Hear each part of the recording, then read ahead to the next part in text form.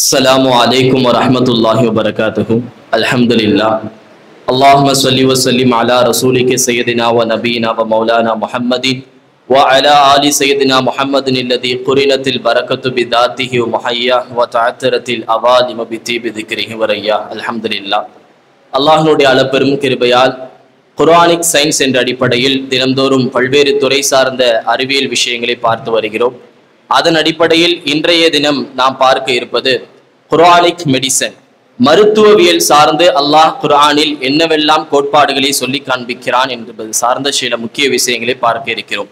இதுவரைக்கும் நாம் பார்த்த ஒவ்வொரு தலைப்புகளையும் மேலோட்டமாக அதில் உள்ள முக்கியமான துணுக்குகளை மட்டும் பார்த்தோம். ஆனால் இந்த மருத்துவவியல் சார்ந்த விஷயங்களை பற்றி நாம் மேலோட்டமாக கடந்து விட முடியாது. காரணம், இந்த இஸ்லாமிய மார்க்கத்திற்கும் மருத்துவத்திற்கும் மருத்துவவியலுக்கும் பலவிதமான தொடர்புகள் இருப்பதை நம்மால் உணர முடிகிறது. எப்படி இந்த இஸ்லாமிய மார்க்கம் இபாதத்திற்கு அளவு கடந்தமான முக்கியத்துவத்தை கொடுக்குகிறதோ, அதே போன்று நம் உடல் ஆரோக்கியம் சார்ந்த விஷயத்திலும் பல்வேறு விதமான அக்கறைகளையும் நசீகத்துகளையும் செய்திருப்பதை குர்ஆனிலும் ஹதீஸிலும் நம்மால் பார்க்க முடிகிறது. அதன் அடிப்படையில் இஸ்லாமிய மருத்துவவியலை நாம் இன்று எடுத்துக்கொண்டு சொன்னால், எத்தனையோ இஸ்லாமிய மருத்துவ அறிஞர்களை, மருத்துவ ஆய்வாளர்களை, மருத்துவர்களை நம்மால் வரலாறுகளே பார்க்க முடியுது. ஜஹ்ராவி என்று சொல்லக்கூடிய ஃபாதர் ஆஃப் சர்ஜரி அவர்கள் எத்தனையோ விதமான மருத்துவ செயல்பாடுக்கான தேவையான அந்த இயந்திரங்களையும், எத்தனையோ நோய்களுக்கான தீர்வுகளையும், எத்தனையோ விதமான மருத்துவ குணம் படைக்கக்கூடிய அந்த மெடிசனையும் அவர்கள் கண்டுபிடித்திருக்கிறார்கள் என்பதை வரலாறுகளை நம்மால் பார்க்க முடியுது. பல்லாயிரக்கணக்கான மருத்துவத்தை அவர்கள் கண்டுபிடித்திருக்கிறார்கள் என்று சொன்னால், பல மருத்துவத்திற்கு தேவையான சாதனைகள் அவர்கள் உருவாக்கியிருக்கிறார்கள் என்று சொன்னால், மருத்துவ சர்ஜரியினுடைய முதல் அங்கமாக அவர்கள் அடிப்படையாக திகழ்ந்திருக்கிறார்கள் என்று சொன்னால், இவ்வளவு தூரம் மருத்துவவியலில் அவர்கள் தடம் பதிப்ப ஒரே காரணம் என்னவென்று சொன்னால், குர்ஆனையும் ஹதீஸையும் அடிப்படையாக வைத்துத்தான் இமாம் ஜஹ்ராவி ரஹ்மத்துல்லாஹி அலைஹி அவர்கள் மருத்துவவியலில் இவ்வளவு சிறந்து விளங்கி இருக்கிறார்கள் என்பதாக புரிய முடிகிறது. நமக்கெல்லாம் தெரிந்த ஒரு கிதாப் திப்புன் நவவி, தி ப்ராப்பர்டிக் மெடிசன் என்று சொல்லக்கூடிய நபி வழி மருத்துவத்தை நாம் பல இடங்களில் பார்த்திருக்கிறோம், படித்திருக்கிறோம். அத்துணை மருந்துகளும் அதில் உள்ள ஒவ்வொன்றும் குர்ஆனையும் ஹதீஸையும் அடிப்படையாக வைத்திருப்பதை நம்மால் பார்க்க முடிகிறது. இமாம் ஷாஃபி ரஹ்மத்துல்லாஹி அவர்களிடம் கேட்கப்பட்டதுக்கு அவர்கள் சொல்லக்கூடிய ஒரு இபாரத், இல்மு இல்மாலி, இல்ம் என்றாலே அது இரண்டு வகை மட்டும்தான், மூன்றாவதா ஒரு வகை இல்லை. இல்முல் ஃபிக்ஹில் அதியான், தீன் சார்ந்த கல்வியில் இருக்கக்கூடிய இல்முல் ஃபிக்ஹ், வ இல்மு திப்பிலில் அபுதான், உடல் சார்ந்த இல்மு இருக்கக்கூடிய அந்த இல்மு திப், மருத்துவத்தினுடைய இல்மு என்பதாக இமாம் ஷாஃபி ரஹ்மத்துல்லாஹி அவர்கள் சொல்லி காண்பிக்கிறார்கள். இமாம் கஸ்ஸாலி ரஹ்மத்துல்லாஹி அவர்கள் எவ்வளவு பெரிய இல்மு களஞ்சியம் என்பதாக நமக்கு தெரியும். அவர்களிடத்திலே சில மாணவர்கள் கல்வியை கற்பதற்காக வருகிறார்கள். வந்து என்னை உங்களுடைய மாணவர்களாக ஏற்றுக்கொள்ளுங்கள், எனக்கு மார்க்கம் சார்ந்த ஃபிக்ஹினுடைய கல்விகளை, தஃப்சீர்களை, ஹதீஸ்களை எனக்கு போதித்து என்னை ஒரு ஆலிமாக ஆக்குங்கள் என்று அவர்களிடத்தில் வந்தபோது அவர்கள் முதலில் கேட்டது, உங்க ஊர் என்ன, நீங்க எந்த ஊர்ல இருந்து வரீங்கன்னு கேட்டாங்க. அவர்கள் அந்த ஊரை சொன்னதும் அடுத்த பதிலாக இமாம் கஸ்ஸாலி ரஹ்மத்துல்லாஹி அலைஹி அவர்கள் சொன்ன பதில் என்ன தெரியுமா? உங்க ஊர்ல பல ஆலிம்கள் இருக்கிறாங்க, பல ஹாஃபிகள் இருக்கிறாங்க, ஆனால் மருத்துவர் டாக்டர் என்று சொல்லக்கூடியதற்கு ஒருவர் கூட கிடையாது. எனவே நான் உங்களை என் மாணவனாக சேர்த்துக் கொள்ள மாட்டேன். நீங்கள் என்னிடம் ஓதுவதற்கு தகுதியற்றவர்கள், நீங்கள் ஓத வேண்டாம், ஆலிமாக ஆக வேண்டாம். உங்கள் ஊரில் சென்று மருத்துவத்துறை சார்ந்த கல்வியாளர்களிடம் மருத்துவத்தை பற்றி படித்து நீங்கள் ஒரு நல்ல மருத்துவராக ஆக வேண்டும் என்பதாக இமாம் கஸ்ஸாலி ரஹ்மத்துல்லாஹி அலைஹி அவர்கள் சொன்னார்கள். எல்லா மதரசாக்களிலும் இல்முக்கு நாம் துஆவாக வசீலாக வைப்பதை இமாம் கஸ்ஸாலி ரஹ்மத்துல்லாஹி அலைஹி அவர்களிடத்தில் ஒரு மாணவன் வந்து என்னை ஆலிமாக ஆக்குங்கள் என்று கேட்டதற்கு அவர்கள் சொன்ன பதில், உங்கள் ஊரில் ஆலிம் இல்லை, ஆலிம்கள் நிறைய பேர் இருக்கிறாங்க, மருத்துவர்கள் இல்லை. எத்தனையோ பெண்கள், எத்தனையோ தாய்மார்கள் தன்னுடைய மருத்துவத்திற்காக மாற்று மத ஆண்களிடம் செல்கிறார்கள்.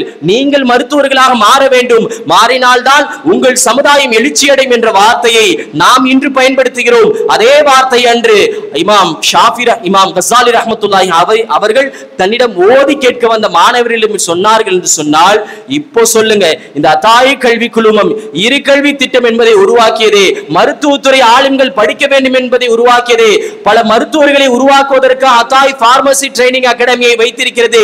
இது எந்த விதத்திலும் தவறல்ல, எல்லாம் இஸ்லாம் நமக்கு கற்றுக் கொடுக்கும் மார்க்க அடிப்படையில் தான். அந்த அடிப்படையில் தான் இதை கோட்பாடாக வைத்துதான் நாம் அத்தாயிலே ஒரு ஆலிமை மருத்துவராக உருவாக்கிறோம் என்பதை நாம் இந்த நேரத்தில் நினைவு கூற கடமைப்பட்டிருக்கிறோம். அல்லாஹ்வுடைய நல்லடியார்களே, குர்ஆனிலுடைய வசனங்களை நாம் எடுத்து பார்க்கிறோம். பொதுவாக ஒரு மனிதனுக்கு 40 வயசுக்கு மேல் அந்த கண் பார்வை கொஞ்சம் என்ன செஞ்சிடும், மங்களாயிரும். 40 வயசு ஆரம்பிச்சிருச்சு சொன்னா பார்வையினுடைய சக்திகள் கொஞ்சம் கொஞ்சமா குறைய ஆரம்பிச்சிடும். அதுக்கப்புறமா சில 45-50 வயசுல கண்ணுல வந்து பெற என்ன செஞ்சிடும் சொன்னா விழுந்துரும். இப்ப இந்த பெறைய நீக்கிறதுக்கு சர்ஜரி தவிர ஒரு ஆப்ஷன் கிடையாது. சொட்டு மருந்தோ இல்ல வேற ஏதோ ட்ரீட்மெண்டோ கிடையாது, சர்ஜரி மட்டும்தான். இது பல வருடங்களுக்கு முன்னாடி மருத்துவத்துறையில அவர்கள் ஆராய்ச்சி செஞ்சு வச்ச கோட்பாடு. அதைத்தான் மருந்துகளாக பயன்படுத்தி வருகிறார்கள். ஆனால் எகிப்துல உள்ள மருத்துவ விஞ்ஞானி, மருத்துவ ஆராய்ச்சியாளர், அவர் தன்னுடைய ஆராய்ச்சியினுடைய பதிவிலே சொல்லக்கூடிய ஒரு வாசகம் என்னவென்று சொன்னால், நான் ஒரு நாள் என்னுடைய ஊர்ல இருக்கக்கூடிய சுவிட்சர்லாந்துல அந்த பள்ளியில நான் தொழுகக்கூடிய நேரத்தில் எங்க ஊர்ல உள்ள இமாம் அதிகமாக ஓடக்கூடிய ஒரு வசனம் என்னவென்று சொன்னால், யூசுப் நபி அலைஹிஸ்ஸலாம் அவர்களை பற்றியும் அவருடைய தந்தையை பற்றி வரக்கூடிய அந்த சூறாவை ஓதுவார். அந்த வசனத்தை நான் சற்று கவனித்து பார்த்தேன். அந்த வசனத்தில் அல்லாஹ் என்ன சொல்கிறான் என்று சொன்னால், தன்னுடைய தந்தை பார்வை இழந்து விடுவார்கள். அந்த பார்வை தன்னுடைய தந்தைக்கு கிடைப்பதற்காக யூசுப் அலைஹிஸ்ஸலாத்து வஸ்ஸலாம் அவர்கள் சட்டையை எடுத்து கொடுத்து, இதை போய் என் தந்தையினுடைய முகத்தில் போடுங்கள், அவர்களுக்கு பார்வை கிடைத்து விடும் என்ற கருத்தில் அவர்கள் என்ன செய்வாங்க, சட்டையை கொடுத்து விடுவாங்க. இந்த வசனத்தை கேட்டு அவருக்கு ஒரே ஆச்சரியம். இந்த வசனத்துல அப்படி என்ன இருக்குது? கண் பார்வைக்கும் சட்டைக்கு என்ன சம்பந்தம்? லாஜிக்கே இல்லாம இருக்குது. அப்ப கண் பார்வைக்கும் சட்டைக்கு ஏதோ சம்பந்தம் இருக்க போய் தான் அல்லாஹ் குர்ஆன்ல இந்த வசனத்தை சொல்லி இருக்கிறார் என்பதாக அவர்கள் அந்த வசனத்தை அலசி ஆராய்ந்து ஆராய்ச்சியில் இறங்குகிறார்கள். அப்போ சட்டைக்கும் சட்டையினுடைய இன்னொரு பொருளுக்கு என்ன தொடர்பு இருக்குன்னு யோசிக்கிறாங்க.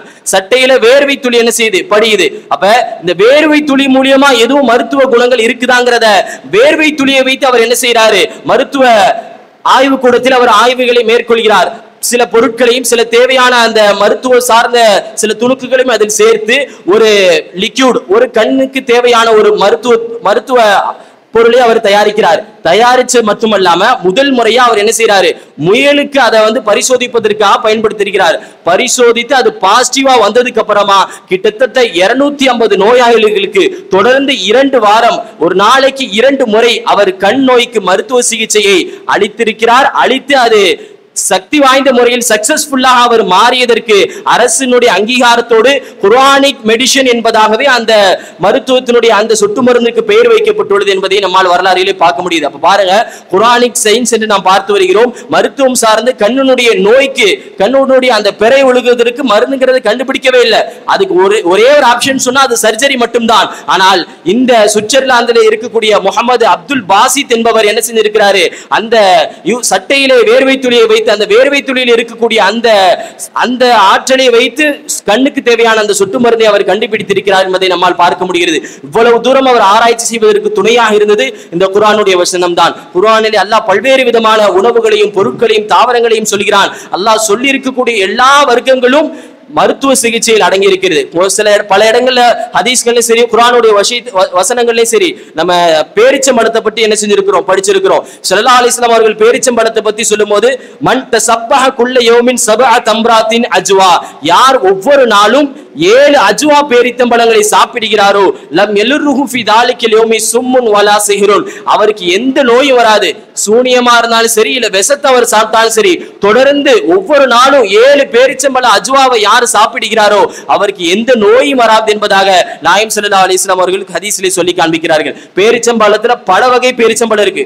ஒவ்வொரு வகையான பேரிச்சம்பழத்துக்கும் ஒவ்வொரு விதமான ஷிஃபாவா அல்லாஹ் என்ன செஞ்சிருக்கிறான், வச்சிருக்கிறான். வயிற்றினுடைய போக்குக்கு, வயிற்று வலிக்கு இருக்கக்கூடிய போக்கு, அதை தூய்மை செய்வதற்கு, குணப்படுத்துவதற்கு ஒரு தனி பேரிச்சம்பழம். கால ரசூலுல்லாஹி ஸல்லல்லாஹு அலைஹி வஸல்லம் கைரு தம்ராத்திக்கும் அல் பர்னி, பேரிச்சம்பழத்தில் சிறந்த பேரிச்சம்பழம் அல் பர்னி. பர்னி என்று சொல்லக்கூடிய இந்த பிராண்ட் பேரிச்சம்பழம் தான் இதுஹிபு தாஅ வலா தாஅ ஃபீஹி, உடலில் உள்ள நோய்களை நீக்குகிறது. இதை சாப்பிடுவதால் எந்த நோய்களும் வராது என்பதாக நாயகம் ஸல்லல்லாஹு அலைஹி வஸல்லம் அவர்கள் ஹதீஸிலே சொல்லி காண்பிக்கிறார்கள். இன்னும் நல்ல சொல்ல போனா, திருமணமான புது கணவன் மனைவிகளுக்கு கொடுக்கக்கூடியதற்குனே தனி ஒரு பேரிச்சம்பழம் இருக்குது, லிபானா என்று சொல்லக்கூடிய வகை பேரிச்சம்பழம். இந்த பேரிச்சம்பழத்தில் அல்லாஹ் பலவிதமான ரகசியங்களை வைத்திருக்கிறான். அடுத்து சொல்ல போன ஆயிஷா நாயினுடைய ஒரு ஹதீஸ், எனக்கு திருமணமாக அந்த நேரத்துல நான் ஒல்லியா இருந்த, நான் உடல் பருமத்தை அடைய வேண்டும் என்பதற்காக என் பெற்றோர்கள் ரத்தபு என்று சொல்லக்கூடிய வகை பேரிச்சம்பழத்தை எனக்கு தொடர்ந்து சாப்பிட கொடுத்தார்கள். அதை சாப்பிட்டதின் காரணமாக என் உடல் பருமனை நான் அடைந்ததை உணர முடிந்தது என்பதாக ஆயிஷா ரலியல்லாஹு ஹதீஸிலே சொல்லி காண்பிக்கிறார்கள். பாருங்க, ஒரு பேரிச்சம்பழத்துல பல வகை, ஒவ்வொரு வகை பேரிச்சம்பழத்துக்கும் ஒவ்வொரு விதமான நோய்க்கு என்னது நிவாரணம் அளிக்கக்கூடிய ஆரோக்கிய மருந்தா அது இருக்குது. இந்த மாதிரி அல்லாஹ் பல்வேறு விதமான விஷயங்களை அல்லாஹ் மருத்துவத்தில் சார்ந்த குர்ஆனிலே சொல்லி காண்பிக்கிறான். இன்ஷா அல்லாஹ் மீதமுள்ள தகவல்களை நாளை பார்ப்போம். வ ஆகிரு தஅவானா அல்ஹம்துலில்லாஹி, அஸ்ஸலாமு அலைக்கும் வரஹ்மத்துல்லாஹி வபரகாத்துஹு.